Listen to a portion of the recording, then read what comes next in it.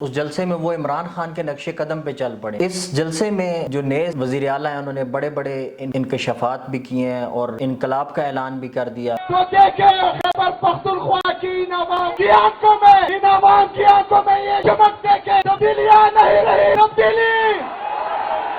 پورے پاکستان میں انشاءاللہ تعالی انقلاب لائے گا۔ انہوں نے کہا جی کہ میری جان کو خطرہ ہے، مجھے چارسدہ میں، کرک میں، خیبر میں جلسوں سے منع کیا گیا ہے۔ پی ٹی آئی کے جو نئے سی ایم ہیں سہیل آفریدی صاحب، جو خود کو ایجیٹیشن کا چیمپئن بھی کہتے ہیں، آج انہوں نے اپنی میڈن سپیچ کی ہے ایز اے وزیر اعلیٰ۔ چارسدہ میں ان کا جلسہ تھا اور اس جلسے میں وہ عمران خان کے نقش قدم پہ چل پڑے۔ انہوں نے باقاعدہ عمران خان کی طرح پی ٹی آئی کے سپورٹرز کی طرف جب نعرے لگائے گئے تو انہوں نے بھی کہا کہ عمران خان جس طرح کہتے تھے میلو میلو، تو میں بھی پوچھ لیتا ہوں یہ میلو کیا ہے۔ خیر، ہماری عوام بھی اسی قابل ہے کہ وہ صرف اپنے کانوں کو خوش رکھنے کے لیے ایسے نعرے سن کے اسی پہ جو ہے اکتفا کرتی ہے، وہ پریکٹیکل کام نہیں مانگتی۔ اس جلسے میں جو نئے وزیر اعلیٰ ہیں انہوں نے بڑے بڑے انکشافات بھی کیے ہیں اور انقلاب کا اعلان بھی کر دیا۔ انہوں نے کہا جی کہ میری جان کو خطرہ ہے، مجھے چارسدہ میں، کرک میں، خیبر میں جلسوں سے منع کیا گیا ہے۔ اور دوسری طرف انہوں نے یہ بھی کہا کہ ہم نے عمران خان سے ملاقات کی کوشش کی، جس کے لیے قانونی راستے بھی اپنائے، وزیر اعظم سے بھی اپیل کی، کورٹ نے جب ان کو اجازت دی تو ان کو ملنے نہیں دیا گیا۔ اب انہوں نے فیصلہ کیا ہے کہ وہ سڑکوں پہ آئیں گے اور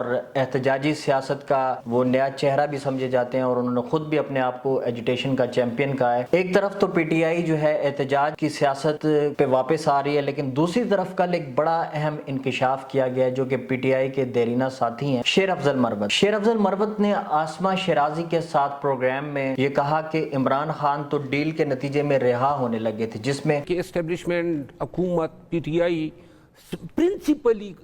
کچھ چیزیں سیٹل ہو گئی تھی، جس میں خان کی رہائی بھی شامل تھی۔ اختیار ولی اور پی ٹی آئی کے ایک وکیل بھی تھے، اور اس کے علاوہ حسن ایوب بھی جس پوڈ کاسٹ میں موجود تھے، تو اس میں انہوں نے کہا کہ جی محسن نقوی، رانا ثناءاللہ، بیرسٹر گوہر اور بیرسٹر سیف کی جو ہے ایک 4 رکنی کمیٹی تھی جس میں ڈیل ہو رہی تھی، اور باقاعدہ جہاز بھی مہیا کر دیا گیا جس میں بیرسٹر گوہر اور بیرسٹر سیف جو ہے وہ جیل میں گئے، عمران خان سے ملاقات کی، اور طے ہوا کہ ایک ویڈیو بنائی جائے گی جس میں عمران خان اپنے کارکنوں کو سنجانی کے مقام پہ رکنے کا کہیں گے۔ تو ایک طرف تو آپ احتجاجی سیاست کر رہے ہیں، دوسری طرف آپ جو ہے وہ ڈیل لے رہے ہیں، تو پھر تو عمران خان کا جو ڈیل کا بیانیہ تھا کیا وہ مر گیا ہے؟ کیا وہ صرف عوام کو ایک بیوقوف بنانے کے لیے بیانیہ بنایا جاتا ہے کہ میں کسی قسم کی ڈیل نہیں کروں گا، نہ اپنی آزادی کے لیے اور نہ اقتدار کے لیے؟ یا پھر عمران خان کے جو قریبی لوگ ہیں وہ ان کے بیانیوں کو کمزور کرنے کے لیے ان کو کمپرومائز کرا رہے ہیں؟ اور اس کے ساتھ ساتھ محسن نقوی نے ایک ٹویٹ کیا تھا جس میں انہوں نے کہا تھا کہ کوئی ایک فرد کا نام بتا دیں جنہوں نے اس کو ڈیل کی آفر کی تھی، تو کیا پھر محسن نقوی بھی جھوٹے ثابت ہوئے؟ خیر، یہ باتیں تو گورنمنٹ اور اپوزیشن کی ہیں، لیکن عوام کے لیے اس میں اہم پہلو یہ ہے کہ دیکھیں یہ سیاستدان قابل اعتبار نہیں رہے۔ یہ جتنی بھی پرانی سیاسی جماعتیں ہیں یہ قابل اعتبار نہیں ہیں، یہ اپنے مفاد کے لیے ہمیشہ کسی بھی طرف چلی جاتی ہیں، اور دوسری طرف اس میں جو احتجاجی سیاست میں ہیں کئی جو ہے لوگ اپنی جانیں گنوا بیٹھے ہیں، وہ چاہے پی ٹی آئی کے ہیں، وہ کسی بھی جماعت کے ہیں۔ تو عوام کو اب دیکھنا ہوگا کہ وہ ہم جیسی نئی جماعتوں کو، امن ترقی پارٹی جیسی جماعتوں کو موقع دیتے ہیں یا پھر انہی کے دھوکے میں آئیں گے۔ یہ تو پہلا پوائنٹ تھا۔ دوسرا جو ہے ایک اہم ڈیولپمنٹ ہوئی ہے کہ جو مذہبی جماعت ہے ٹی ایل پی، اس پہ پابندی لگا دی گئی ہے اور باقاعدہ نوٹیفیکیشن جاری ہو گیا ہے۔ ٹی ایل پی نے اکتوبر کے اندر ایک ملین مارچ جسے غزہ بچاؤ تحریک کا نام دیا گیا تھا اس کا اعلان کیا، جس کے نتیجے میں پنجاب کے مختلف شہروں میں مظاہرے ہوئے، احتجاج ہوئے، اور پرتشدد جو احتجاج ہے اس میں مختلف مقامات پر شیلنگ بھی ہوئی، فائرنگ کی بھی جو ہے اس میں خبریں آئی، اور ٹی ایل پی کی طرف سے کلیم کیا گیا کہ ان کے ہزاروں کارکن اس میں شہید کیے گئے اور ہزاروں زخمی ہوئے۔ اس سے پہلے ہوتا یہ تھا کہ ٹی ایل پی اس سے پہلے بھی جو ہے ان پہ پابندی لگائی گئی 2021 میں بھی، لیکن بعد میں ایک ایگریمنٹ ہوا اور وہ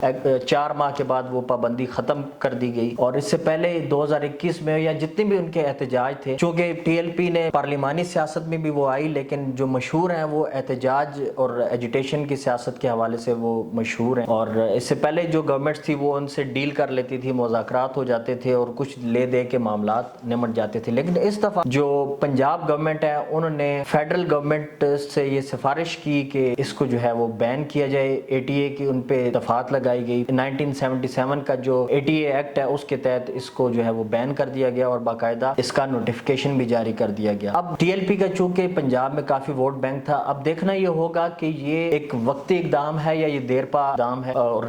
جو गवर्नमेंट है उसमें बड़ा वाज़े कहा कि जी जो गवर्नमेंट का सरकारी स्टांस है कि इन्होंने शहरी अमलाक को नुकसान पहुंचाया, सरकारी इदारों के एहलकारों और अमलाक पे इन्होंने हमला किया, तो इस किस्म की जो पुरतशद्दुद कार्रवाइयाँ हैं उसके नतीजे में इसको बैन किया गया। अब तो ये वक्त ही बताएगा कि आगे क्या होता है। और अवामी हल्कों में कुछ लोग जो TLP के सपोर्टर्स नहीं है उन्होंने सुख का सांस भी लिया होगा कि शायद आइंदा कोई एहतजाजी जो मुजाहरे हैं उनकी वजह से जो रोड्स ब्लॉक होते हैं, जो शहरी अमलाकों को नुकसान पहुंचता है, शायद उससे छुटकारा मिल जाए, लेकिन ये तो वक्त ही बताएगा। तीसरा एक और जो इस वक्त सुर्खियों में है वो अली तरीन साहब। वैसे तो खिलाड़ी या सियासतदान सुर्खियों में होते हैं, लेकिन कल से अली तरीन जो है वो सुर्खियों में। मामला ये है कि उनको PCB की तरफ से एक नोटिस जारी किया गया जिसपे उन्होंने रात को वीडियो बयान में कहा कि जी PCB की तरफ से ये लीगल नोटिस आया है और जिसमें उनको धमकी ये दी गई है कि आपकी जो मुल्तान सुल्तान की फ्रेंचाइज है उसको सस्पेंड कर दिया जाएगा और आपको हमेशा के लिए ब्लैक लिस्ट किया जाएगा।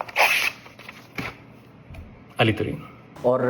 इसमें अली तरीन कहते हैं कि वो उनसे माफ़ी जो है मांगने का कहा गया है। मतलब इसमें बज़ाहिर ये है कि उन्होंने कुछ ऐसी बातें कही हैं, कुछ ऐसा ज़रूर कहा है जो PCB को पसंद नहीं आया, जो उनके मिजाज के खिलाफ है। जबकि अली तरीन का ये मौक़िफ़ है कि जो PSL की फ्रेंचाइज की कारकर्दगी है उसको वो बार बार क्रिटिसाइज करते रहे हैं और क्या बेहतरी लाई जा सकती है उसके हवाले से बात करते रहे हैं। और उनका ये भी मौक़िफ़ है कि इतने क्रिटिसिज्म के बावजूद एक भी दफ़ा किसी ने बात नहीं की, नहीं किसी जगह से कोई लेटर आया ना कोई ईमेल आया कि आए बैठ के इस मामले को सॉर्ट आउट करते हैं। लेकिन देखें जिन्होंने लीगल नोटिस भेजा है वो खुद अपने आप को तो जरा देखें कौन है वो। PCB के अंदर क्या खुद मेरिट है, कोई एहतसाब है, कोई शफाफियत है? इवन कि PCB का तो चेयरमैन भी हमेशा मेरिट के बरक्स लगाया जाता है, जो कि खुला हर एक को पता है कि सियासी जो है वो चेहरे लाए जाते हैं इससे पहले और सियासी तैनातियां होती हैं, चाहे वो नजम सेठी हो या मोहसिन नकवी हो। तो PCB बजाय इससे कहे वो किसी को नोटिस जारी करे, उनको चाहिए कि वो पहले अपने आप में तो खुद एहतसाबी का अमल लाएं, वहां पर तो मेरिट और ट्रांसपेरेंसी को वो यकीनी बनाएं और उसके बाद सवाल करें। क्योंकि जब आपको क्रिटिसाइज किया जाता है तो आप नोटिस भेज देते हैं। कोई नौजवान आपको सवाल कर ले तो आप कहते हैं तुम्हें क्रिकेट का क्या पता, तुम्हें तो क्रिकेट की कोई समझ ही नहीं है। लेकिन ये बात अब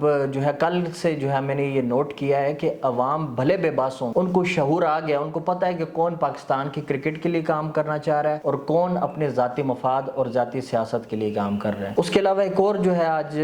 वाक़या हुआ है, एक और SP जो है वो अपनी जान की बाजी जो है हार गए। वो आज एक हंगू में वाक़या आया हुआ है जिसमें असद जुबैर नाम के SP हैं वो और उनके साथ 3 जो पुलिस एहलकार हैं वो शहीद हुए। तो KPK में जो सूरत हाल है वो दिन ब दिन बिगड़ती जा रही है, लेकिन दूसरी तरफ जो वज़ीर आला हैं ना वो काबीना बना रहे हैं, वो ना सूबे पर तवज्जो दे रहे हैं। उनका सिर्फ एक गोल है कि उन्होंने इमरान खान को रिहा कराना है। तो जो हमारे KP के लोग हैं जो पिछले 12-14 साल से PTI को वोट दे रहे हैं, अब उनको ये सोचना होगा कि क्या उनके लिए सबसे अहम इमरान खान है या अपने शहरियों, अपने पुलिस एहलकार और जितने भी उनके अमलाक हैं उसकी हिफाजत, उनके जान और माल की हिफाजत क्या अहम है और सूबे की तरक्की अहम है। और मैं फिर से ये कहूँगा कि हमारा मंशूर अमन तरक्की पार्टी का एक दफ़ा लाजमी देखें और इन तमाम पुरानी कन्वेंशनल पार्टीज से निकलें और नए लोगों को मौका दें। Thank you.